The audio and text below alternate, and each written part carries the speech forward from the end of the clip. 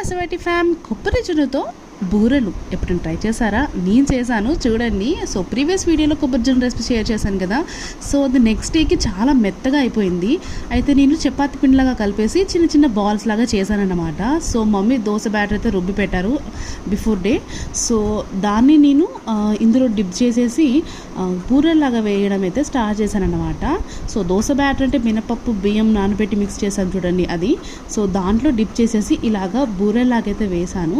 So నేను ఇలా వేయడం కూడా ఫస్ట్ టైం ఎలా ఉంటుందో ఏంటో అనుకున్నాను, కానీ చాలా బాగా వచ్చింది, పర్లేదు అనిపించింది. సో టేస్ట్ విషయానికి వచ్చేస్తే కొబ్బరి జున్ను కన్నా ఇలా బూరెలా చేసుకొని తింటే చాలా బాగుంది. అండ్ మా చెమ్మ కూడా తినలేదు కదా, కానీ ఇలా చేస్తే తిన్నదన్నమాట. సో పిల్లలకి ఇలా చేసి పెట్టండి, చాలా ఇష్టంగా తింటారు.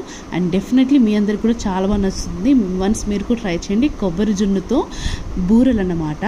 ఈ వీడియో నచ్చితే like and subscribe. See the next video. Thanks so much for watching. Bye bye.